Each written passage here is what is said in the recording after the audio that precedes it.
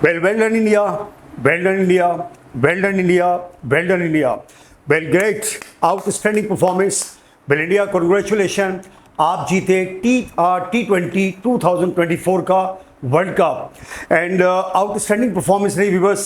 India को मैं congratulate इसलिए दे रहा हूँ कि इंडिया की थ्रू आउट द टूर्नामेंट जिस तरह वो खेले हैं कुछ मैचों में, लाइक पाकिस्तान के खिलाफ आज जब वो खेले हैं तो बैटिंग उनकी अप टू द मार्क नहीं थी। 119 पर पूरी टीम आउट हो गई, लेकिन क्या उन्होंने ज़बरदस्त कमबैक किया, पाकिस्तान को बोल्ड आउट किया और एक अनबिलीवेबल जो हारा हुआ मैच था इंडिया ने वो जीता। लेकिन इसके अलावा अगर आप देखें through out the tournament India जो है बड़ा एक लीडिंग एक चैंपियन की तरह खेली है। एंड कल जो इन्होंने परफॉर्मेंस दी है साउथ अफ्रीका के खिलाफ, it was really like outstanding like a champion. क्या इनकी बॉलिंग, क्या इनकी बैटिंग, क्या फील्डिंग, तीनों शोबों में उन्होंने आउटस्टैंडिंग परफॉर्मेंस दी और इंडिया डिज़र्व करता था दो के साउथ अफ्रीका भी अच्छा खेला। लेकिन हम बात करेंगे पहले कि इंडिया की परफॉर्मेंस की, उनकी जो आउटस्टैंडिंग कंट्रीब्यूशन था उनकी पूरी टीम का, पूरी through the world cup India की क्रिकेट टीम नज़र आई कि ये एक टीम है और इसमें एक यूनिटी है और ये बड़ा जो इनका पैशन और जिस जज्बे से निकले हैं कि नहीं ट्रॉफी लेकर जानी ही जानी है। और डिस्पाइट बहुत सारे एलिगेशन लगे कि आईसीसी ने इनको सपोर्ट किया है या आईसीसी इनको फेवर करी थी, लेकिन इवन देखें उन सब चीज़ों से हट के परफॉर्मेंस है ना, वो अंग्रेजी में कहते हैं राइट थिंग स्पीक्स इटसेल्फ, कि खरी चीज़ खुद बोलती है। तो देखें इंडिया की जो परफॉर्मेंस है खरी, वो तो नो डाउट के खुल करके बोली है और वर्ल्ड कप के इस फाइनल के अंदर पूरी दुनिया ने देखा, जहाँ भी क्रिकेट फैंस से उन्होंने देखा। अच्छा, बात करते हैं जो आज के इस मैच की समरी के ऊपर। इंडिया ने टॉस जीता और मैंने, आपको याद होगा जो मेरा लास्ट व्लॉग था जो मैंने शो किया था उसमें मैंने यही कहा था कि आप ये लिख लें, I am pretty sure India अगर टॉस जीत गया, ठीक है, और अगर साउथ अफ्रीका भी जीता तो इंडिया अगर टॉस जीत गया तो बारबाडोस की विकेट जो स्पिनर्स की जन्नत है, the paradise for spinner, India toss जीता तो इंडिया पहले बैटिंग करेगा और 160-70 आप अगर वो व्लॉग या मेरा वो जो शो है उसको देखिएगा, मैंने 167 टू 170 की प्रेडिक्शन की थी और मैंने कहा इंडिया टॉस जीता पहले बैटिंग कर ली। बैटिंग करने के बाद 160-70 अगर उन्होंने बोर्ड पे जड़ दिए तो फिर जो अगली जड़ाई होती है वो इनके स्पिनर की तरफ से फिर जो इनको जड़ते, ये मेरी प्रेडिक्शन थी। अच्छा, उसमें एक प्रेडिक्शन तो बिल्कुल सही साबित हो गई। इंडिया ने टॉस जीता, रोहित शर्मा ने टॉस जीता और डिसाइड किया बैटिंग करने का फर्स्ट, वही 176 यानी कि जो मेरी प्रेडिक्शन थी उससे 4-6 रन आगे हो गए। अच्छा, जहाँ प्रेडिक्शन गलत साबित हुई, अनबिलीवेबल कि ये जो बारबाडोस की विकेट है ये स्पिनर्स की विकेट है, लेकिन स्पिनर्स को जो जूते पड़े हैं ना, यानी कि वो WWF रेसलिंग, इधर से मुक्का उधर से मुक्का, इधर से पांच इधर से चमाटे, वो तभी सही कर दी तीनों स्पिनर्स की हैरत अंगेज तौर पर। वरना रिकॉर्ड बारबाडोस का यही है कि स्पिनर्स यहाँ पे घेर लेते हैं, लेकिन यहाँ इंडिया अनफॉर्चुनेटली उनके स्पिनर वो नहीं कर पाए। एनीवे, सब अब बात करते हैं इंडिया की बैटिंग लाइनअप की। इंडिया ने टॉस जीत करके पहले बैटिंग की और जो इनके दोनों आउटस्टैंडिंग ओपनर हैं विराट कोहली और रोहित शर्मा, दोनों बैटिंग करने के लिए आए, लेकिन अनफॉर्चुनेटली रोहित शर्मा जो कि पिछले मैच के पहले वो हीरो थे, आउटस्टैंडिंग उन्होंने जो स्टैंडिंग खेली, इस दफ़ा अर्ली अपनी विकेट थ्रो अवे कर गए और 23 रन पर इंडिया की पहली विकेट गिरी रोहित शर्मा जो सिर्फ 9 रन बना सके।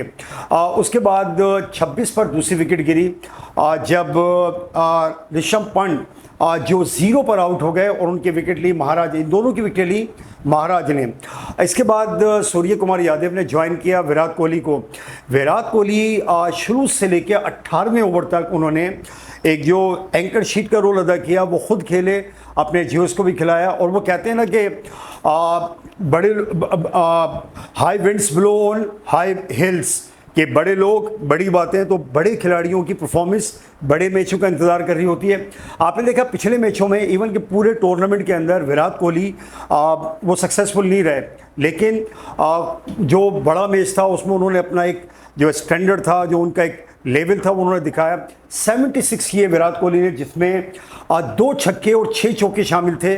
आउटस्टैंडिंग इन्होंने इनिंग खेली और इनके साथ जो पार्टनरशिप रही वो अक्षर पटेल की। अक्षर पटेल ने और इनके दरमियान जो पार्टनरशिप थी वो 66 रन की थी, यानी कि 66 रन की, जो इंडिया के स्कोर को एक्सेलरेट करके ऊपर लेके गया। अक्षर पटेल ने भी आउटस्टैंडिंग इनिंग खेली। उन्होंने 47 रन किए, जिसमें उनके 4 बड़े ज़बरदस्त और टाइट वाले छक्के और एक चौका शामिल है।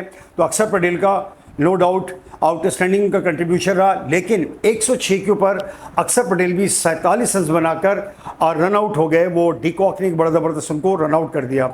आखिरी ओवर में शिवम दुबे और जडेजा ये दोनों आउट हो गए, लेकिन शिवम दुबे ने जो है 27 रन का इसमें कंट्रीब्यूशन किया और जडेजा जो है वो सिर्फ 2 रन बना सके।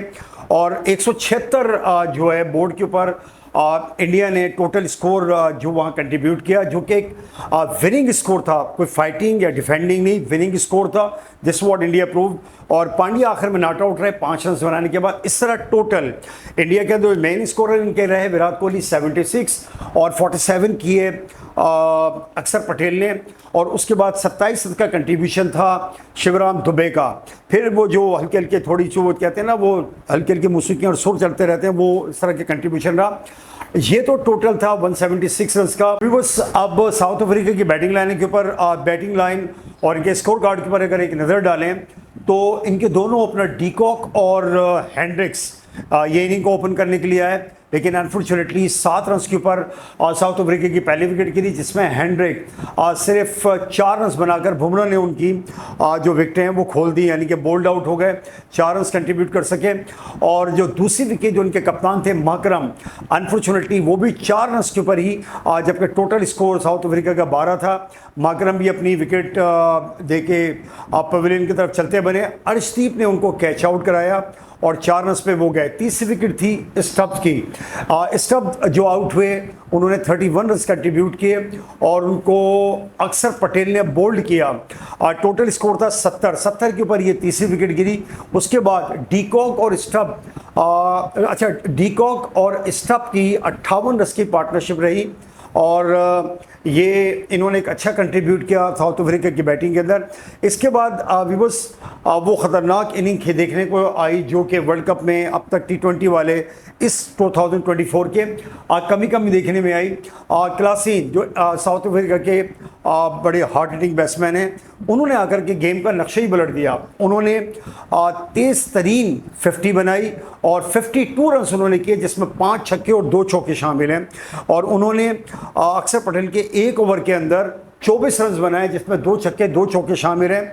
और उस वक्त बिल्कुल ऐसा लग रहा था कि साउथ अफ्रीका जो जिस तरह क्लासिन खेल रहे थे कि साउथ अफ्रीका गेम जो है वर्ल्ड कप का फाइनल इंडिया से लेकर साउथ अफ्रीका की झोली में डालने को ही था इनके साथ। बट अनफॉर्चुनेटली पांड्या ने उनको 151 रन के ऊपर जब टोटल था, पांड्या ने उनको कैच आउट करा दिया।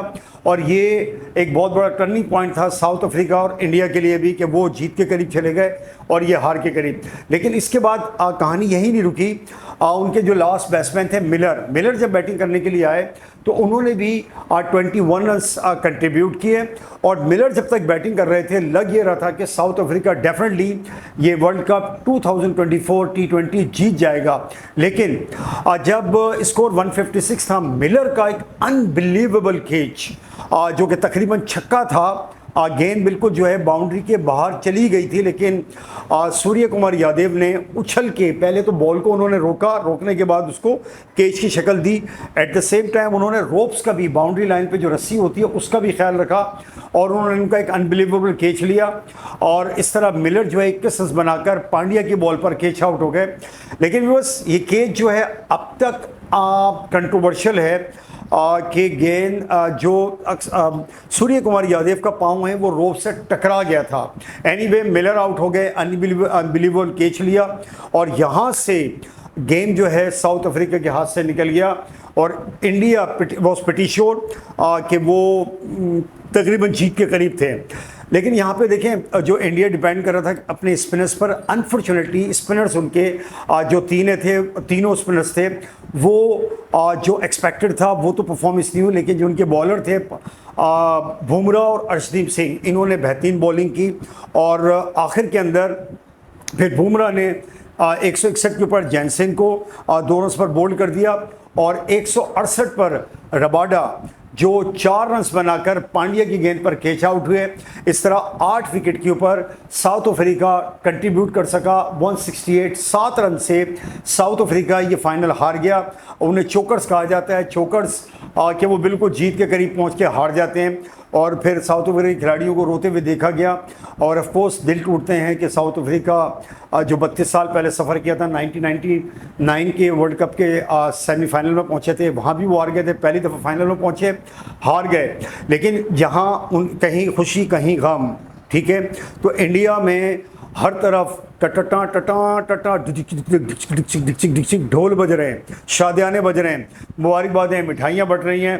End of course India deserve करता है और पूरी दुनिया में जहाँ जहाँ भी हिंदुस्तानी हैं वो सेलिब्रेट कर रहे हैं।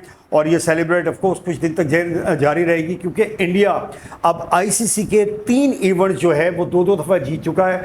T20 वर्ल्ड कप 2 दफ़ा, ODI 2 दफ़ा और फिर चैंपियंस ट्रॉफी 2 दफ़ा। तो team India again congratulation, wish you best of luck. World cup चला गया, पीछे अपनी यादें छोड़ गया और साउथ अफ्रीका के लिए आंसू हैं और एक गमगीन यादें जिस वो जो वो कुछ दिन तक इसके ऊपर बार बार उनको एक डरावने ख्वाब की तरह डसती रहेगी। बिलाखिर एक टीम को जीतना होता है, एक को हारना होता है। एनीवे बस ये था टोटल जो समरी दोनों मैचों की, दोनों इनिंग्स की, साउथ अफ्रीका और इंडिया की। इंडिया जीतकर आज टॉप ऑफ द क्रिकेट है। Wish you best of luck India अगले टूर्नामेंट्स में जो इन फ्यूचर होने जा रहे हैं। सो यहाँ समअप करेंगे अपने प्रोग्राम को। आपसे मुलाकात होगी वर्ल्ड कप की मज़ीद अपडेट जो उसके बाद के तबसरे हैं और कुछ और व्यूज़ जो ऑफ कोर्स दुनिया के बड़े बड़े एक्सपर्ट्स T20 वर्ल्ड कप के ऊपर जो इसका पोस्टमार्टम करेंगे। सो अब तक के लिए इतना ही। मुलाकात होगी आपसे अगली वीडियो के अंदर। टिल दैट टाइम अल्लाह हाफिज़, टेक केयर।